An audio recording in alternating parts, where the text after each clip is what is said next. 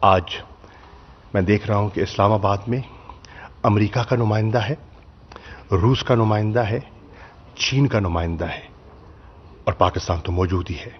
اور ہم کیا کر رہے ہیں؟ ہم افغانستان کے امن اور استحکام کے لیے اپنی کاوشوں کو آگے بڑھانے کی کوشش کر رہے ہیں۔ پاکستان ان اہم ممالک سے مخاطب ہے اور کہہ رہا ہے یہ تنہا پاکستان کی ذمہ داری نہیں ہے، پاکستان اپنا کردار ادا کر رہا ہے، کرتا رہے گا۔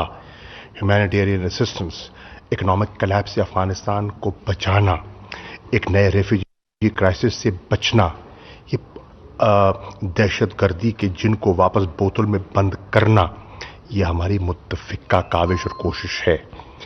میں نے ان کو بتایا، ان سب نمائندگان کو، کہ کس طرح پاکستان نے ایک ذمہ دارانہ رویہ اختیار کیا ہے، کس طرح ہم نے افغانستان کے جتنے پڑوسی ہیں ان سے انگیج کیا ہے۔ اگلی نشست میں طالبان کو ہونا چاہیے اور انشاءاللہ جو ہماری بیجنگ کا ہمارا جو اجلاس ہوگا اس میں ہم طالبان کو دعوت دیں گے، تاکہ جو ان کی کنسرنز ہیں، پاکستان ایک ذمہ دار ہمسائے کا کردار ادا کر رہا ہے، ان کی کنسرنز ہم انٹرنیشنل کمیونٹی سے شیئر کریں اور انٹرنیشنل کمیونٹی کی توقعات کا ان کو علم ہو۔